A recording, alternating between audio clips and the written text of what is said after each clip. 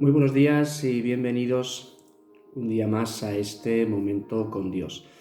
En esta mañana vamos a ver un episodio en la vida del rey David, de ese hombre que nos dice la Escritura que tenía un corazón conforme al de Dios, pero también un hombre que como ser humano tenía sus problemas, tenía sus caídas, tenía sus debilidades. Y hay un momento en la historia de este hombre que Dios utiliza a un profeta, al profeta Natán, para confrontarle. Y en esta mañana me gustaría hablar con vosotros un poco de esta idea de la confrontación, algo que a nadie le gusta, que le confronten. ¿Por qué? Porque cuando le confrontan sacan a la luz algo que no está bien. Pero tanto el que confronta como el que es confrontado tiene que tener claro por qué ocurre esto o por qué Dios lleva a cabo esto. En el capítulo 12 del segundo libro de Samuel, entrando en el contexto, David acaba de caer en pecado con Betsabé. Y David, sabemos que un pecado, y no solamente porque lo diga la Escritura, lo sabemos en nuestra propia vida, un pecado no confesado lleva a otro, y este a otro, y este a otro, y este a otro, y entra en una continua situación descendente que nos aparta cada vez más del Señor. Porque con un pecado intentamos tapar el otro, y con el otro el otro, y con el otro el otro. Y David, primeramente sabemos que no hizo lo correcto. Él tenía que estar con su pueblo en la batalla y él decidió quedarse en Jerusalén. Cuando no estás en el sitio correcto, ves lo que no deberías ver. Entonces David sabemos que vio a Betsabé bañarse, allí en la terraza la vio y la codició. La tomó aprovechando que él era el rey, su influencia, su cargo. Pero después, al darse cuenta de que eso no había quedado en oculto, porque había quedado embarazada, hace llamar a su marido e intenta que Urías se acueste con su mujer para intentar tapar su pecado, pero delante del Señor nunca hay un pecado que se quede tapado. Hace y Urías muestra una integridad que en ese momento no está teniendo David y no quiere acostarse con su mujer mientras sus compañeros, el ejército de David, esté en la pelea.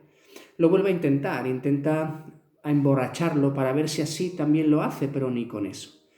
Y al no conseguir eso, David le manda a Urías mismo con una carta que tiene que entregar ahí en el frente.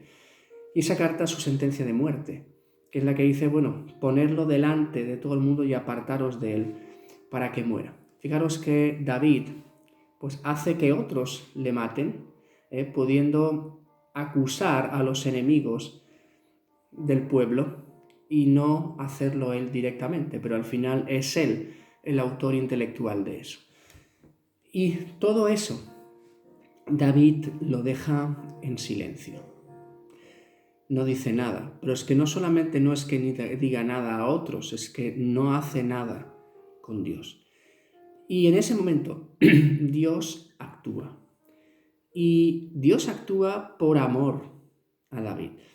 A nosotros no nos gusta a nadie que venga alguien y nos confronte con la verdad, pero es algo necesario y así lo hace el Señor. Vamos a leer capítulo 12 de 2 de Samuel, del 1 al 12. Jehová envió a Natán a David y viniendo a él le dijo: había dos hombres en una ciudad, el uno rico y el otro pobre. El rico tenía numerosas ovejas y vacas, pero el pobre no tenía más que una sola corderita, que él había comprado y criado, y que había crecido con él, y con sus hijos juntamente, comiendo de su bocado y bebiendo de su vaso, durmiendo en su seno, y la tenía como una hija.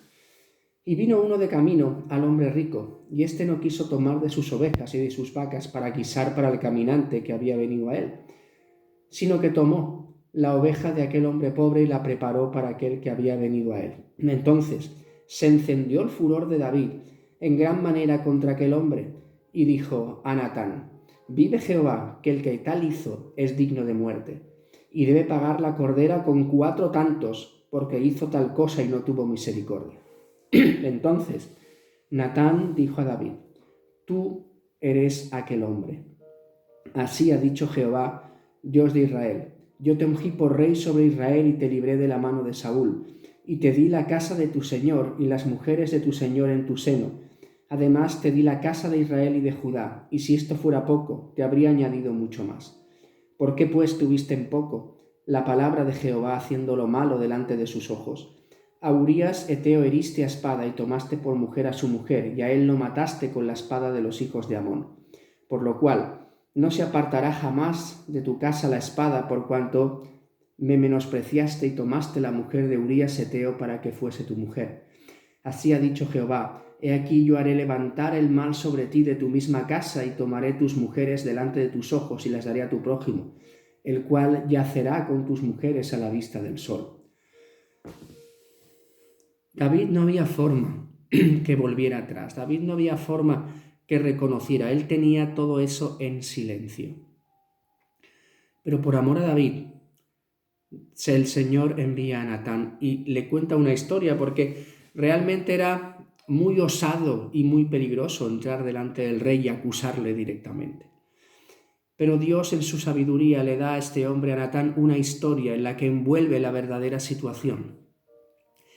Y el Señor actúa de tal manera que hace que David mismo diga cuál es la sentencia para alguien que ha actuado así. Qué fácil nos es ver lo que merecen los demás cuando ha ocurrido algo. Pero Natán, después de contarle esta historia, cuando David dice: este hombre es digno de muerte, le dice: este hombre eres tú. Y ahí, cuando David ve que todo es descubierto, es cuando realmente hay un cambio en la vida de David. En esta circunstancia él escribe el Salmo 32, cuando realmente ha vuelto al Señor. Pero hay una parte en ese texto, en ese salmo, que dice: mientras callé, se envejecieron mis huesos en mi gemir todo el día. Se volvió mi verdor en sequedades de verano. David reconoce que durante todo ese tiempo que él no se puso a cuentas con Dios, que cayó, eso, se estaba sintiendo morir por dentro. Estaba mal, pero no se atrevía a ir, a arrepentirse, a pedir perdón. No se atrevía a mostrar lo que él había hecho. Pero delante de Dios no hay nada en oculto y Dios todo lo saca a la luz en su momento. El Señor confrontó a David. Pero el Señor no es la única vez en la Escritura que confronta a la gente, con un solo objetivo: hacerles cambiar. Y la confrontación no es para hundirte, es para sanarte y para hacerte crecer y levantarte. Desde el principio de la historia, ya en el huerto del Edén, cuando Adán y Eva pecaron, ¿qué hizo el Señor? Después de pecar, se acercó y le dijo a Adán: ¿dónde estás tú? Parece una pregunta muy simple, ¿no? Pero eso provocó que Adán dijera: bueno, vi que estaba desnudo y me escondí porque tuve miedo. Y siguió con otra pregunta: ¿quién te enseñó que estabas desnudo? ¿Acaso comiste del árbol que yo te dije que no comieras? El Señor no acusa, pero el Señor hace sacar, le confronta. ¿Dónde estás? ¿Quién te ha dicho esto? ¿Cómo sabes esto? ¿Acaso? ¿Por qué? Porque él, Adán, tenía que confesar. Para el perdón es necesaria la confesión. Y la confrontación tiene por objetivo llegar a ese punto de la confesión que antecede al perdón y a la restauración. Tenemos también en la Escritura a la mujer samaritana, esa mujer que se escondía cuando iba a buscar agua para no enfrentarse con el resto del pueblo debido a la vida que ella llevaba.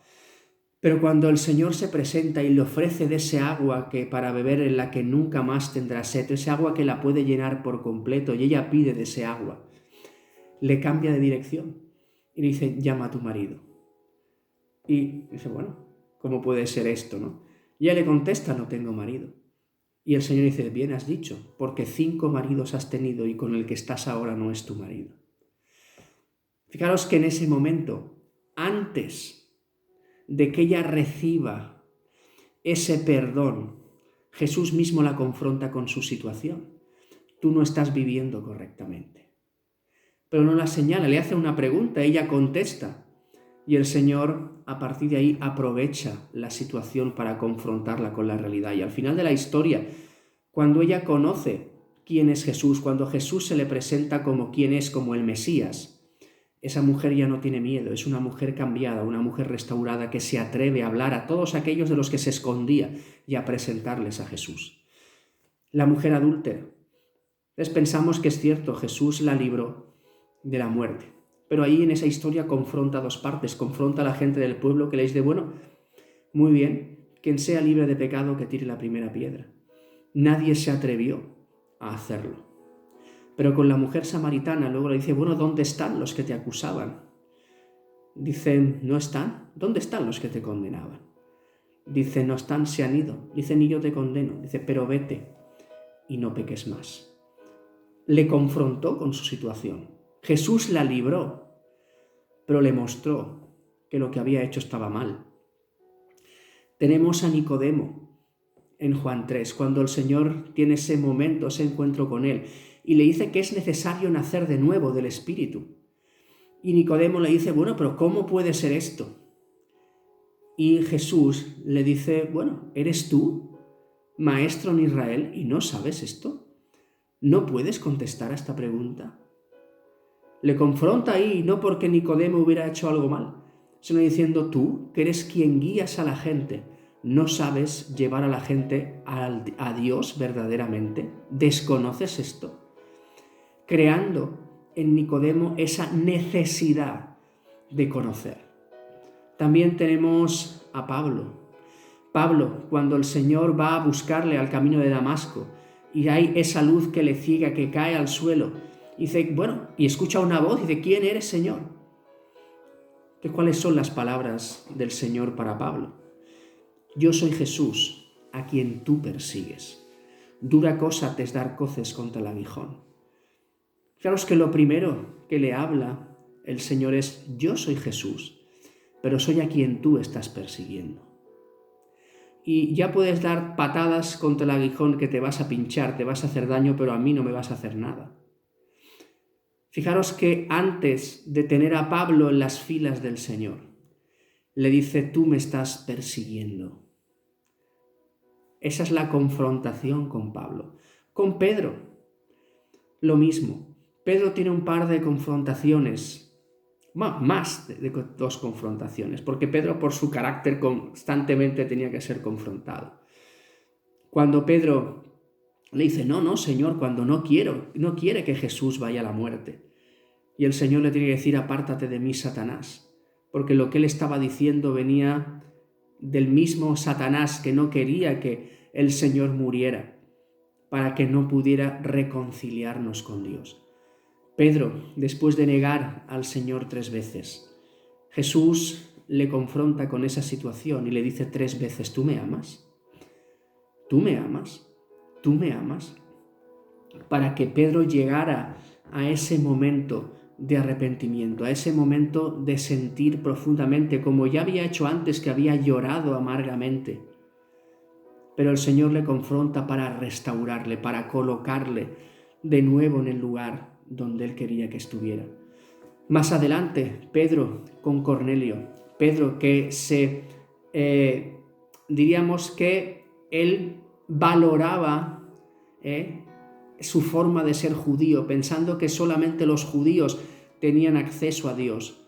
Y cuando el Señor lo manda a casa de Cornelio y le hace bajar ese lienzo con animales y le dice mata y come, y él dice, bueno, yo nada inmundo he tomado nunca.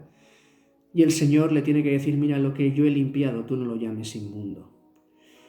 Y le confronta con eso. Pedro no sabe muy bien lo que hay y al final se da cuenta que él le está diciendo, mira, la salvación no es solamente para los judíos, es para todo aquel que busca a Dios, que teme a Dios. Y le confronta con eso, para abrirle una nueva dimensión por delante que le va a llevar a reconocer que el Evangelio es para todo el mundo, que la salvación de Dios es para todos, no solamente para un pueblo concreto. ¿Cuántas veces, no? Dios confronta. Pero cuando somos confrontados nos sentimos mal, porque parece que se nos ha descubierto, ¿no?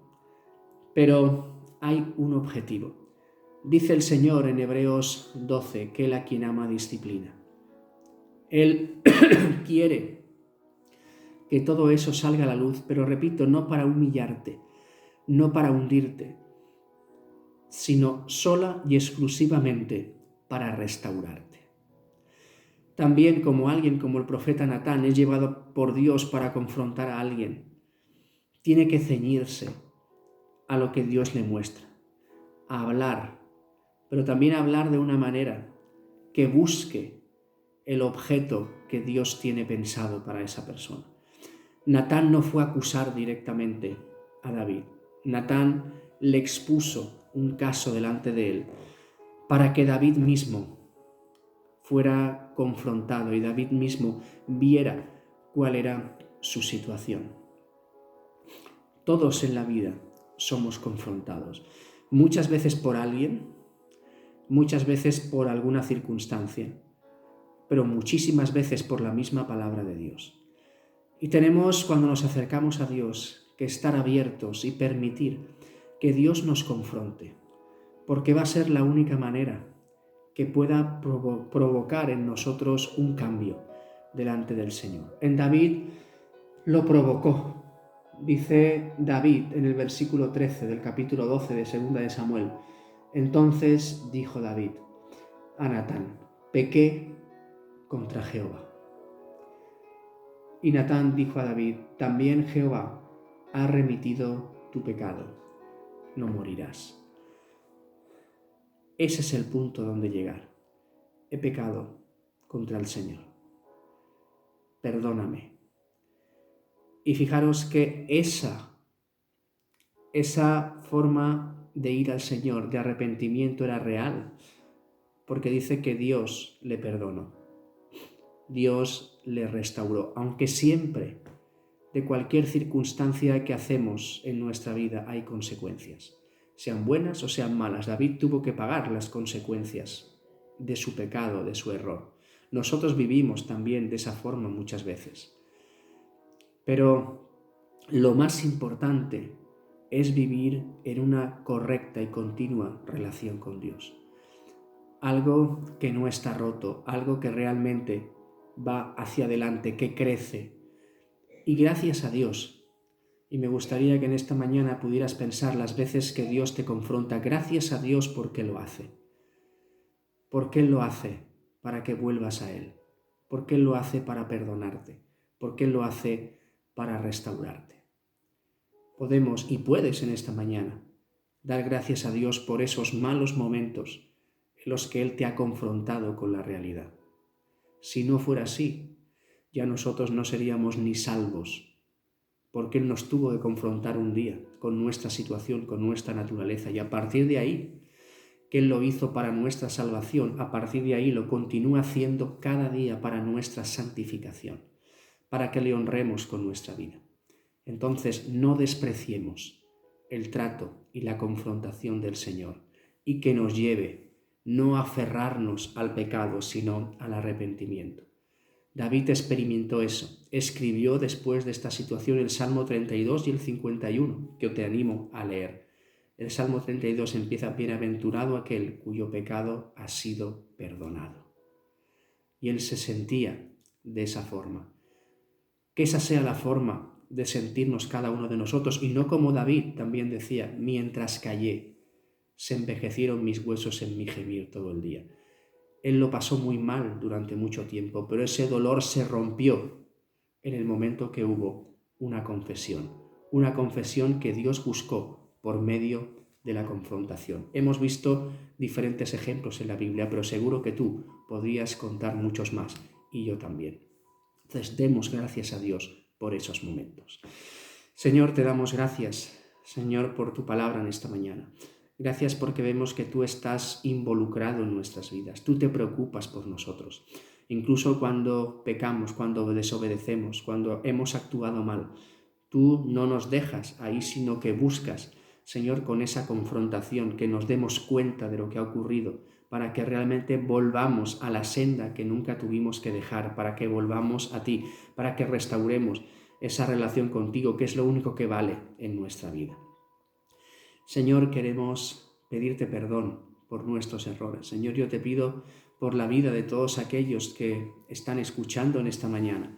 Señor, que si tú en alguna cuestión les estás confrontando, Señor, que puedan darse cuenta, no aferrarse más, y en mi propia vida, Señor, no aferrarnos más a esas cosas, sino derramarnos delante de ti en arrepentimiento y volver, Señor, a esa senda y sentir el perdón que tú tienes para nosotros.